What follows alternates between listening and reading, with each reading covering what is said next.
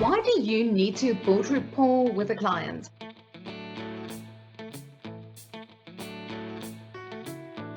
One of the ways that Dr. Robert Cialdini in his book on persuasion says that has a massive impact on whether your sales teams are actually achieving or not is, do they build rapport? So what is rapport? Rapport is where the salesperson is actually in rhythm with the client, where they really trust them, where they like them. So what Dr. Robert Cialdini says is people tend to buy from people that they like, know, and trust. If they like you, there would be a much more likelihood of them buying from you. So what do? Do you just start a sales meeting, immediately jumping into business, immediately asking them for the sale, immediately going into the questions? Or do you take your time to just build that sense of camaraderie, just making them feel connected to you and to like you? Or you may be looking at the office or looking in the Zoom call and asking them questions about what's happening in their life, making some jokes. Can you build rapport first before you immediately launch into the sale? And you would have a 90% higher chance of actually converting that client if they like you.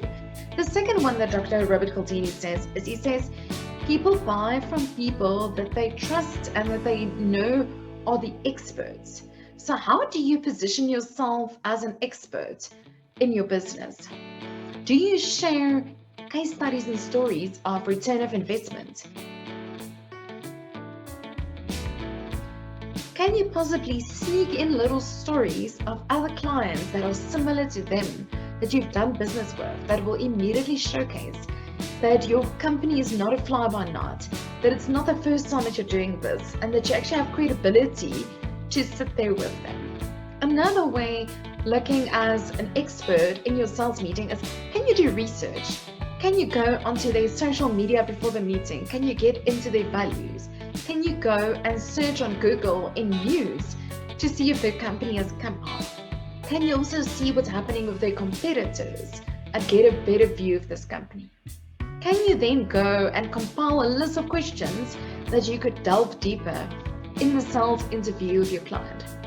Those are just some ways that could help you to get a client to like you, to build rapport with you, and to see you as an expert. If you're enjoying my videos, please hit the bell to get notified of the next videos or subscribe to my channel below.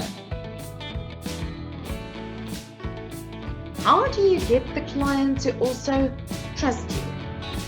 Can you make sure that whatever promises you make to a client, that you follow through on it? If you say to them that you're going to send them a proposal in a certain amount of time, did you actually do it? Can you put notifications in your calendar on what is expected? And can you rather under-promise, so rather make your timelines a bit longer and then try to get it done quicker so that you don't miss the deadlines that you're setting for yourself?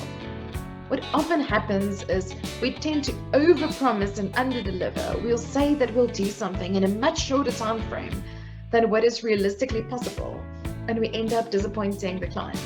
And whenever that happens, they immediately become wary and feel that they can't trust you. So can you change that around?